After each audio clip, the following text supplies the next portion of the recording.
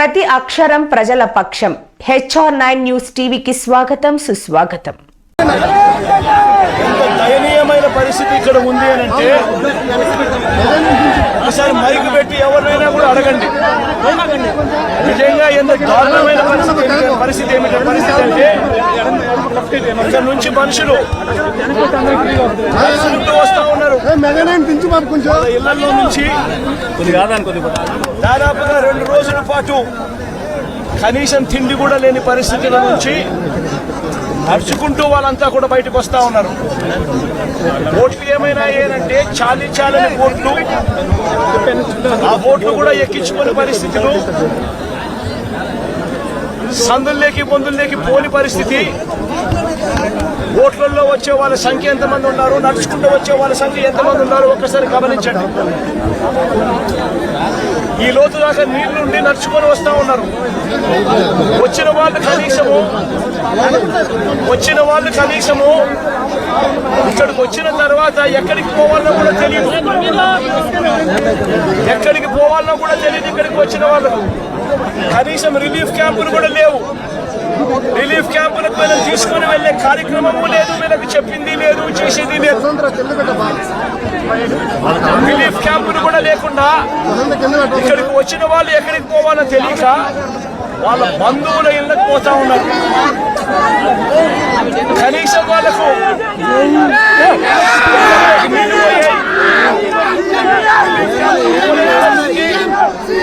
Relief క్యాంపులు పెట్టని పరిస్థితి. కనీసం ఎవరికైనా సహాయం చేశారా, కనీసం కాస్త డబ్బులు ఇచ్చారా అంటే ఒక్కరికి కూడా ఒక దమ్మిడి పైసా కూడా ఇవ్వలేదు. కనీసం దమ్మిడి రూపాయి కూడా డబ్బు ఇవ్వలేదు. నిజంగా ఇంత దారుణంగా ఉన్న పరిస్థితులు బహుశా ఎప్పుడూ కూడా చూసే ఉంటాం. ఆశ్చర్యం కలిగించే విషయం ఏమిటి తెలుసా, ఈ ఫ్లడ్స్ ఏదైతే చెప్తా ఉన్నారు, ఈరోజు ఈ ఫ్లడ్స్ ఏదైతే కనిపిస్తా ఉన్నాయో ఇవి స్వయంగా మ్యాన్ మేడ్ ఫ్లడ్స్. ఇది మ్యాన్ మేడ్ ఫ్లడ్స్ అంటే దాని అర్థం ఏమిటి అని అంటే ప్రభుత్వం స్పందించాల్సిన రీతిలో స్పందించకపోవడంతో ఈ రకంగా అన్యాయమైన పరిస్థితి నెలకొని ఉంది. ఆలోచన చేయమని అడుగుతా ఉన్నా. ఇంతకు ముందు కూడా వరదలు వచ్చాయి, ఇంతకు ముందు కూడా ఫ్లడ్స్ వచ్చాయి. ఇప్పుడు పడిన వర్షం కన్నా ఇంకా ఎక్కువ వర్షాలు కూడా పడ్డాయి. కానీ ఏ రోజు కూడా మనుషులు చనిపోయిన పరిస్థితులు ఏ రోజు రాలా. ఇంతటి దారుణమైన పరిస్థితులు ఏ రోజు లేవు. ఆలోచన చేయమని అడుగుతా ఉన్నా. ఆగస్టు 28వ తారీఖున బుధవారం నాడే బంగాళాఖాతంలో అల్పపీడనం ఏర్పడతా ఉంది అని చెప్పి, వాయుగుండంగా మారుతా ఉంది అని చెప్పి 28వ తారీఖునే బుధవారం నాడే అలర్ట్ వచ్చింది రాష్ట్ర ప్రభుత్వానికి. 28వ తారీఖునే అలర్ట్ వస్తే ఆ అలర్ట్ లో గురువారం నుంచి వర్షాలు మొదలవుతాయి, చిన్నగా పడతాయి. శుక్రవారం సాయంత్రానికల్లా అది ఎక్స్ట్రీమ్ రెయిన్ ఫాల్ కింద మారుతుంది, శనివారం అంతా కూడా ఉంటుంది ఆ రెయిన్ ఫాల్ అని చెప్పడం జరిగింది. అంటే 20 సెంటీమీటర్ల పైచిలకు వర్షం పడుతుంది అని అంటే దాని అర్థం అది ఎక్స్ట్రీమ్ రెయిన్ ఫాల్ అని. మరి ఆ ఎక్స్ట్రీమ్ రెయిన్ ఫాల్ ఎక్కడ వస్తూ ఉంది, ఏ మండలాలలో వస్తుంది అనే ఇన్ఫర్మేషన్ కూడా IMD ద్వారా మనకు ఇన్ఫర్మేషన్ కూడా మనకుంది. ఆ ఇన్ఫర్మేషన్ మనకున్నా కూడా 28వ తారీఖునే బుధవారం నాడే మనకి అలర్ట్ వచ్చిన తర్వాత కూడా మనం ఏం చేశాము అన్నది ఒక ముఖ్యమంత్రిగా రాష్ట్ర ప్రభుత్వంగా ఆలోచన చేయాలి. 28వ తారీఖున అలర్ట్ వచ్చిన వెంటనే ఆ అలర్ట్ లో ఎక్స్ట్రీమ్ రెయిన్ ఫాల్ పడుతుంది. ఆ ఎక్స్ట్రీమ్ రెయిన్ ఫాల్ మన దగ్గర మాత్రమే కాదు, ఆ ఎక్స్ట్రీమ్ రెయిన్ ఫాల్ మన దగ్గరనే మాత్రమే కాదు, కృష్ణా, గుంటూరు, వెస్ట్ గోదావరి జిల్లాలు మాత్రమే కాదు, తెలంగాణలోని ఖమ్మం, నల్గొండ జిల్లాలలో కూడా పడుతుంది అని చెప్పడం జరిగింది.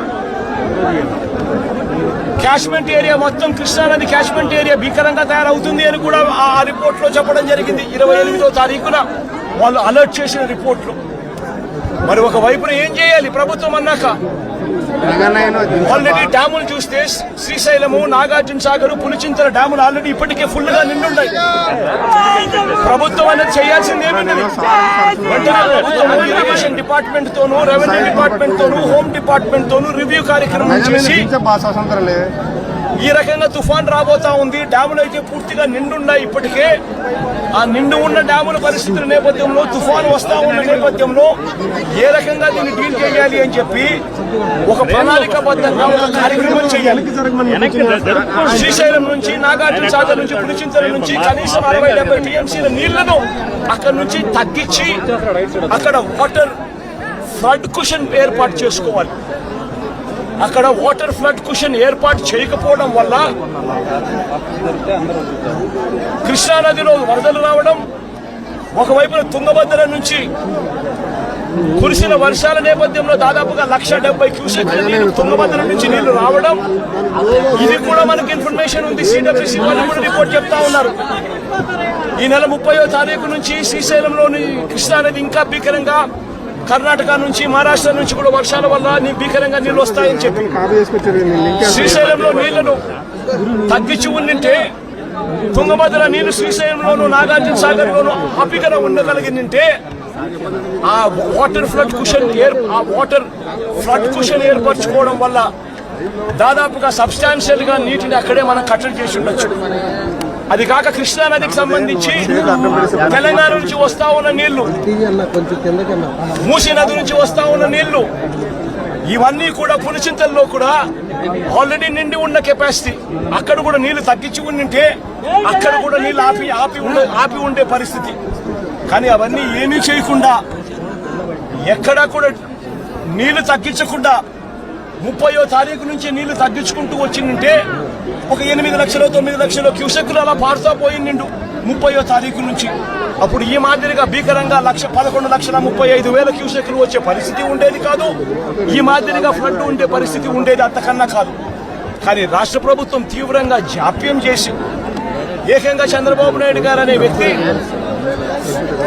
తాను ప్రజలను పట్టించుకోవాల్సిన ఆవశ్యకతను పూర్తిగా మర్చిపోయి రెడ్ బుక్ పాలనతో పరిపాలన సాగిస్తూ కక్ష సాధింపుల మీదనే ధ్యాస పెడతా ఉన్నాడు తప్ప గవర్నెన్స్ మీద, ఏం చెయ్యాలి అన్న దాని మీద ధ్యాస లేకనే ఇది మ్యాన్ మేడ్ ఫ్లడ్ కింద ఇంత భీకరంగా తయారైన ఫ్లడ్ ఇది. దీనికి గన 30వ తారీఖు నుంచే పర్ఫెక్ట్ ప్లానింగ్ గన చేసిందంటే, మనకు బుధవారం నాడు అలర్ట్ వచ్చినప్పుడే తుఫాన్ రాబోతా ఉంది అని చెప్పి అలర్ట్ వచ్చినప్పుడే మనం కానీ ప్లానింగ్ చేసి ఉంటే తుంగభద్ర నుంచి వచ్చే నీళ్లు శ్రీశైలం, నాగార్జున సాగర్లో ఆగి ఉండేటివి. పులిచింతల్లో మూసీ నది నుంచి వచ్చే నీళ్లు ఆపుకొని ఉండవచ్చు. తర్వాత ఉపనదుల నుంచి వచ్చే నీళ్లు ఏదైతే ఉందో, ఆ ఉపనదుల నుంచి వచ్చే నీళ్లు పారినా కూడా ఇంత తీవ్రమైన డ్యామేజ్ ఎక్కడా కూడా ఉండే పరిస్థితి కూడా ఎక్కడా ఉండదు. బుడమేరు అనేది బుడమేరు నుంచి వరదలు వస్తా ఉన్నాయని తెలుసు. బుడమేరు నుంచి వస్తా ఉన్న వరదలను కూడా ఇక్కడనే పంపించే కార్యక్రమమే చేశారు. శనివారం రాత్రి ఒక అలర్ట్ లేకుండా, ఒక సిగ్నల్ లేకుండా నీళ్లు బుడమేరు నుంచి గేట్లు ఎత్తేశారు. ఎంత దారుణమైన పరిస్థితి అనంటే, వెలగలేరు హెడ్ రెగ్యులేటర్ కు సంబంధించిన లాకులను 11 లాకులను శనివారం రాత్రి అర్ధరాత్రి దాటిన తర్వాత ఎత్తారు. అలర్ట్ లేదు. ఇక్కడ ఈ ప్రాంతంలో ఉన్న ప్రజలకు కనీసం కనీసం చెప్పడం లేదు. ఎత్తేసినారు. ఎందుకు ఎత్తినారు? చంద్రబాబు నాయుడు గారు ఉన్న ఇల్లు, కరకట్టు మీద ఉన్న ఇళ్లకు ఆ ఇంటికి సంబంధించిన ఆ నీళ్లు పోకుండా రక్షించుకునే దానికోసం విజయవాడలోని ఈ ప్రాంతాన్నంతా కూడా నీటిమయం చేశారు చంద్రబాబు నాయుడు గారు. నేను అడుగుతా ఉన్న ప్రతి ప్రశ్న కూడా లాజికల్ గా అడుగుతా ఉన్నాను. ఎవరైనా కానీ సమాధానం చెప్పాలనుకుంటే మొట్టమొదటిగా ప్రజలకు క్షమాపణ చెప్పి ఆ తర్వాత ఈ ప్రజలకు ఏం చేయబోతున్నాము అన్న మాటలు కూడా చెప్పి ఆ తర్వాతనే సమాధానం చెప్పాలని చెప్పి చంద్రబాబు నాయుడు గారిని గట్టిగా కూడా కొడతా ఉన్నాయి. ఇప్పటికి కూడా రిలీఫ్ క్యాంపులు లేవు. నిన్నటి దాకా కూడా ఎన్ని రిలీఫ్ క్యాంపులు పెట్టారు అని చెప్పి అడిగితే 6 రిలీఫ్ క్యాంపులు మాత్రమే ఉన్నాయని చెప్తా ఉన్నారు. లక్షల మంది ఈరోజు నీట మునిగి ఉన్నారు. 6 రిలీఫ్ క్యాంపులు ఏ మూలకు సరిపోతాయో కూడా తెలియడం లేదు. ఎక్కడ ఉన్నాయో కూడా తెలియని పరిస్థితిలో ఈరోజు ప్రజలంతా కూడా ఎక్కడికి పోవాలో తెలియవు. ఎన్ని క్యాంపులు క్యాంప్ ఎక్కడ ఉందో కూడా ఏర్పాటు ఎక్కడ అయిందో కూడా తెలియని పరిస్థితిలో ఈరోజు ప్రజలంతా కూడా ఉన్నారు. ఇంతటి దారుణమైన మేనేజ్మెంట్ బహుశా ఏ ముఖ్యమంత్రి ఎప్పుడు కూడా బహుశా ఏ హయాంలో కూడా ఎప్పుడు జరిగి ఉండదు. ఆలోచన చేయమని అడుగుతా ఉన్నా. ఈరోజు వస్తా ఉన్నా, ఈరోజు చెప్తా ఉన్న ఈ 11,30,000 క్యూసెక్కుల గురించి ఏదైతే మాట్లాడుతూ ఉన్నామో, ఈ 11,30,000 క్యూసెక్కులకు సంబంధించి మొదట ఇది రావడం ఇదేమి కొత్త ఏమీ కాదు. ఇటువంటిదే 1903లో 11,90,000 క్యూసెక్కులు వచ్చింది. 2009లో కూడా 11,10,000 క్యూసెక్కులు వచ్చింది. మా హయాంలో కూడా 2019, 2020, 2021, 2022లో కూడా ఇలాంటి వరదలే, ఇలాంటి రెయిన్ఫాలే నమోదు కూడా అయింది. కానీ ఇలాంటి రెయిన్ఫాల్ నమోదైనా కూడా మా హయాంలో ఎప్పుడు కూడా ఈ మాదిరిగా 11 లక్షల క్యూసెక్కులకు చేరడము, దానివల్ల ప్రజలందరూ అతలాకుతలమైన పరిస్థితులు రావడం ఎప్పుడూ జరగలేదు.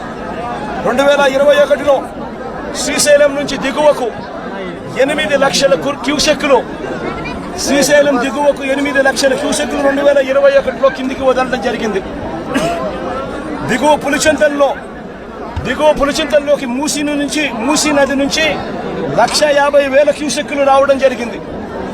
మున్నేరు నుంచి ప్రకాశం బ్యారేజీలోకి 3,50,000 క్యూసెక్కులు చేరినప్పటికీ కూడా ముందు జాగ్రత్తగా Srisailam reservoir, Nagarjuna Sagar reservoir, Pulichintala reservoir, వీటి అన్నిటిలో కూడా ముందు నుంచే ఫ్లడ్ వస్తా ఉంది అని తెలిసిన నేపథ్యంలో, వాయుగుండంగా మారుతా ఉందన్న నేపథ్యంలో, ముందు ఇన్ఫర్మేషన్ ఉన్న నేపథ్యంలో శ్రీశైలము, పులిచింతల, నాగార్జున సాగర్ డ్యాములను నీళ్లను తగ్గించి అక్కడ ఫ్లడ్ కుషన్ ఏర్పాటు చేయడం వలన డెవాస్టేషన్ రాకుండా కేవలం 8 లక్షలు 9 లక్షల క్యూసెక్కులు మాత్రమే నీళ్లు కిందికి వెళ్ళిపోయేట్టుగా చర్యలు తీసుకోవడం వల్ల ఇటువంటి పరిస్థితులు రాకుండా గతంలో చేయగలిగాము అన్నది కూడా ప్రతి ఒక్కరూ కూడా గమనించమని కోరుతా ఉన్నా.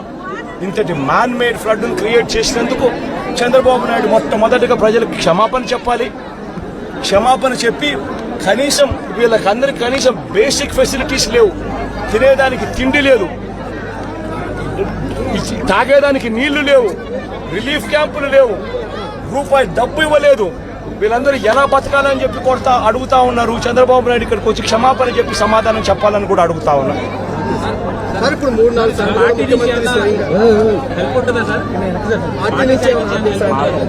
పార్టీ నుంచి మొత్తం అందరూ కూడా క్రియాశీలకంగా పార్టిసిపేట్ చేస్తారు. పార్టీ క్యాడర్ ఇప్పటికీ క్రియాశీలకంగా పార్టిసిపేట్ చేస్తూ ఉంది. సీను దగ్గర నుంచి ఎమ్మెల్యేలు కంటెస్ట్ చేసిన వాళ్ళందరూ, కార్పొరేటర్ల స్థాయి నుంచి అందరూ కూడా ఇక్కడే ఇదే నీటిలోనే ఉన్నారు. ఈ రోజు నుంచి కాదు, 2 రోజుల నుంచి కూడా ఇదే కార్యక్రమాలే చేస్తూ ఉన్నారు. ప్రజలకు అందుబాటులో కొద్దో గొప్ప వీళ్ళు చేయగలిగిన కాడికి ఖచ్చితంగా చేస్తూ ఉన్నారు. కానీ ప్రభుత్వం అనేది స్పందించాలి. అది మోస్ట్ ఇంపార్టెంట్. ప్రభుత్వం అనేది పలికితే జగన్ ప్రభుత్వంలో కూడా ప్రభుత్వం ఉండేది.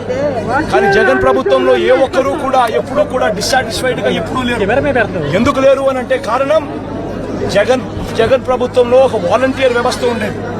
జగన్ ప్రభుత్వంలో ఒక సచివాలయ వ్యవస్థ ఉండేది. ఈ వాలంటీర్ల వ్యవస్థ, ఈ సచివాలయాల వ్యవస్థ గ్రామ స్థాయిలో వార్డు స్థాయిలో మమేకమై ఉండేది. వీళ్ళందరూ కూడా వాలంటీర్లందరూ కూడా ఎప్పుడు వరద వచ్చినా, ఎప్పుడు తుఫాన్ వచ్చినా వీళ్ళ సహాయ సహకారాల వల్లే గొప్పగా ఎటువంటి కంప్లైంట్స్ ప్రజల నుంచి రాకుండా సాచురేషన్ పద్ధతిలో ప్రజలకు మంచి చేయగలిగాం. తుఫాన్ వచ్చినప్పుడు జగన్ ముఖ్యమంత్రిగా ఉన్నప్పుడు తుఫాన్ వచ్చినప్పుడు కలెక్టర్ గారికి నేను చెప్పేవాడిని, నేను మీకు వారం రోజులు టైం ఇస్తా ఉండా, వారం రోజుల తర్వాత నేనే వస్తాను, వచ్చిన తర్వాత నేను ప్రజలతో మమేకమై నేను అడుగుతాను. ఏ ఒక్కరి నోట్లో నుంచి కూడా కలెక్టర్ మాకు పలకలేదు, కలెక్టర్ స్పందించలేదు, కలెక్టర్ వల్ల మాకు నష్టం జరిగింది అన్న మాట ఎప్పుడూ వినపడకూడదు అని చెప్పి నేను ఆదేశాలు ఇచ్చేవాడిని. మా కలెక్టర్ బాగా పనిచేశాడు, మా కలెక్టర్ మంచివాడు అనే మాట వినపడాలి అని చెప్పి గట్టిగా కలెక్టర్లకు ఎప్పుడు చెప్పేవాడిని. చెప్పిన ప్రకారం నేను ఖచ్చితంగా వారం రోజుల తర్వాత నేను పోయేసరికి వాలంటీర్ సైన్యం అక్కడ ముందే ఉండేది. గ్రామ సచివాలయాల్లో పనిచేసే మొత్తం పిల్లలందరూ కూడా అక్కడే ఉండేవాళ్ళు. ఆ వారం రోజుల పాటు వాళ్ళంతా కూడా ప్రభుత్వం అంతా కూడా పూర్తిగా కలిసి ప్రతి గడపకు వెళ్ళేది. ప్రతి గడపకు వెళ్ళి సహాయ సహకారాలు అందిస్తూ మొట్టమొదటిసారిగా ఎప్పుడు విధంగా ప్రతి కుటుంబానికి 2000 రూపాయలు సహాయం కూడా, ఆర్థిక సహాయం కూడా అందించిన పరిస్థితులు ఎప్పుడైనా ఉన్నాయి అంటే అది ఒక్క జగన్ ప్రభుత్వంలో మాత్రమే జరిగింది. అటువంటి కొత్త సాంప్రదాయాలను ముందుకు తీసుకొచ్చింది మనం. వాలంటీర్ వ్యవస్థను ముందు పెట్టింది మనం. సచివాలయ వ్యవస్థ వాలంటీర్ వ్యవస్థతో పూర్తిగా ప్రతి గడపకు కూడా సహాయ సహకారాలు అందించగలిగాము. రిలీఫ్ క్యాంపులు తుఫాను వచ్చే నాటికే రిలీఫ్ క్యాంపులు ఏర్పాటయ్యేటివి. ముందుగానే లోతట్టు ప్రాంతంలో ఉన్న మనుషులందరినీ కూడా ముందుగానే రిలీఫ్ క్యాంపులకు ట్రాన్స్ఫర్ చేసేవాళ్ళము. రిలీఫ్ క్యాంపుల్లో అందరినీ కూడా బాగా చూసుకోవడమే కాకుండా రిలీఫ్ క్యాంపుల్లో బయటికి వెళ్ళేటప్పుడు డబ్బులు కూడా 2000 రూపాయలు డబ్బులు కూడా సహాయం కూడా ఇచ్చి పంపించిన కార్యక్రమం కూడా అప్పట్లో జరిగేది. అప్పటికి ఇప్పటికి తేడా గమనించండి. చంద్రబాబు నాయుడును కూడా కనీసం ఇప్పటికైనా ప్రజలకు క్షమాపణ చెప్పి కనీసం చేయాల్సిన పనులు ఖచ్చితంగా చేయమని చెప్పి అడుగుతా ఉన్నాం.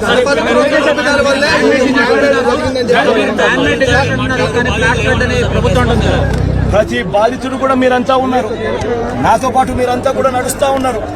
బాధితుల దగ్గర మీరు కూడా బైక్ పెడతా ఉన్నారు. బాధితులు మాట్లాడిన మాటలు మీరు కూడా విన్నారు. ఒక్క బాధితుడికైనా కానీ ఇక్కడ నుంచి మేము వస్తా ఉన్నాం, ఇక్కడ నుంచి మేము ఎక్కడికి వెళ్ళాలి అని అంటే, ఇక్కడ నుంచి ఎక్కడికి వెళ్తా ఉన్నారనంటే తెలియదు సార్, తెలియదన్నా, ఇక్కడ నుంచి పోవాలి, మా బంధువులు ఇళ్ళకి పోవాలనే మాట చెప్తా ఉన్నారు. కానీ కనీసం ఒక్క బాధితుడన్నా కానీ రిలీఫ్ క్యాంపులకు మేము పోతా ఉన్నాము, రిలీఫ్ క్యాంప్ అక్కడ ఉంది, రిలీఫ్ క్యాంప్ అక్కడ పెట్టారన్న మాట కనీసం ఒక్కడన్నా చెప్పాడని అడుగుతా ఉన్నాం. కనీసం ఒక్క బాధితుడన్నా కానీ చెప్పాడని అడుగుతా ఉన్నాం. మీరే విన్నారు, మీరే చూశారు. ఆ బాధితుడు నేను అడిగా, ఈ 2 రోజుల నుంచి కనీసం మీకు ఏమైనా సహాయం అందిందా అని చెప్పి, కనీసం ఇంటికి వచ్చి ఎవడైనా డబ్బు ఇచ్చాడా అని చెప్పి అడిగా. ఇంటికి వచ్చి మంచి నీళ్ళు ఇచ్చే కార్యక్రమం జరగలేదు సార్, డబ్బులు కదా దేవుడు ఎరుగు అని చెప్పి మాటలు వినిపించారు. మీరంతా కూడా విన్నారు.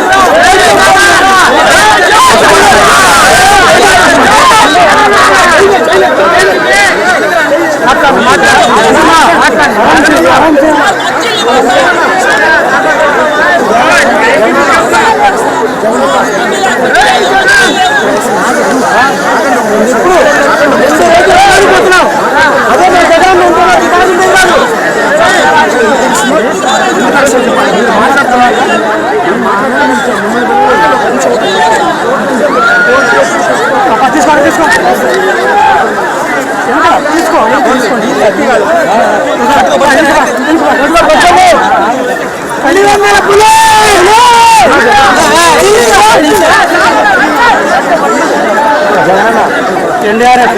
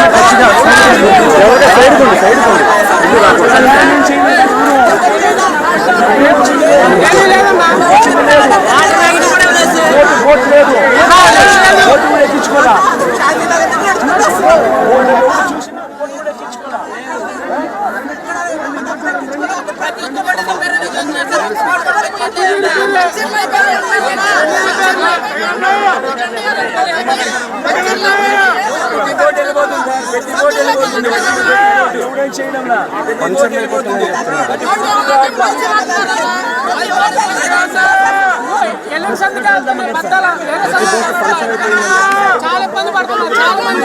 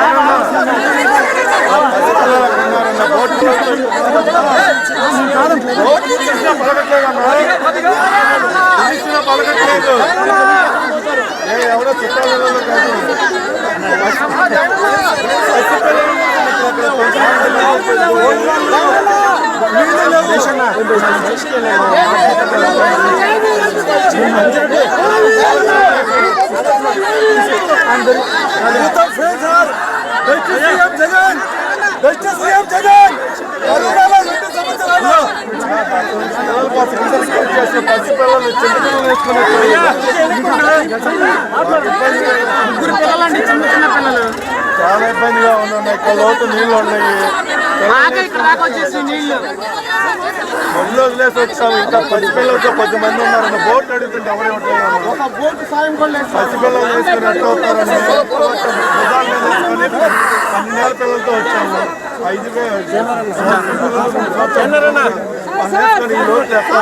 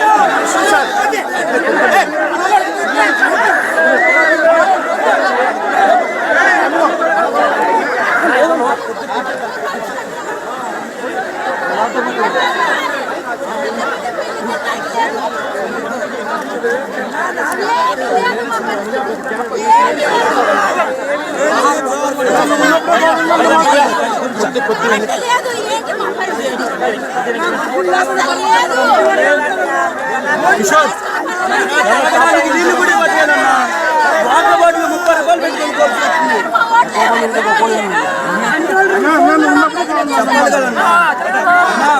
తాగడానికి నీళ్ళు కూడా దొరకట్లేదన్నా. అన్నా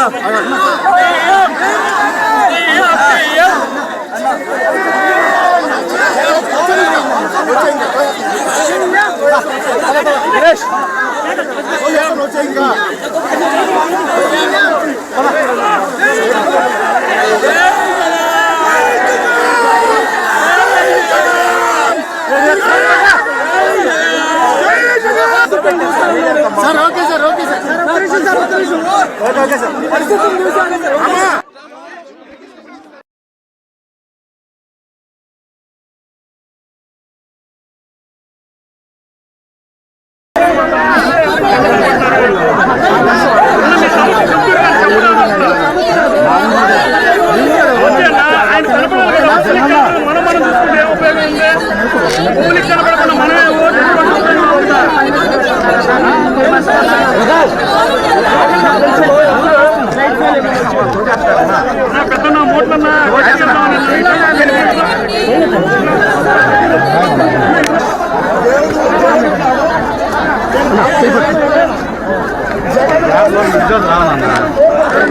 ఇంత సార్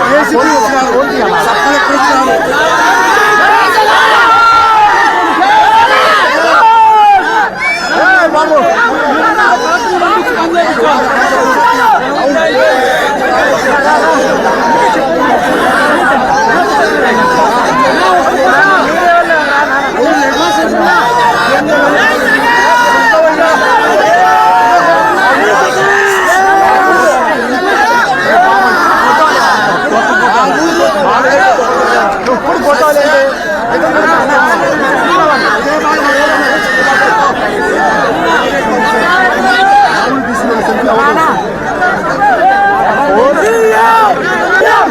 ఫోన్ కానీ అన్న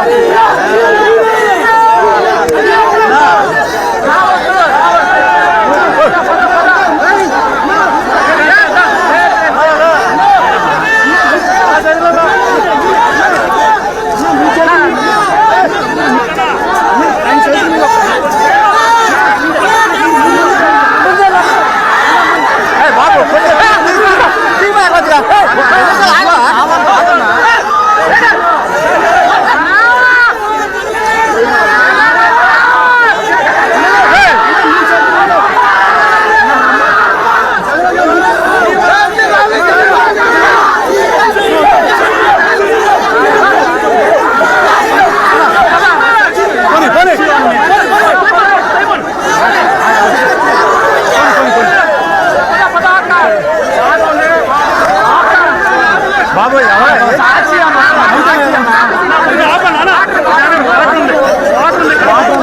చెప్పండి వాటర్ ఉంది ఇక్కడి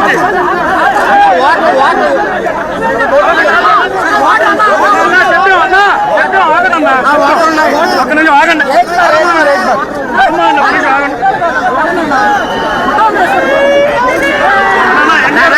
పెట్టానా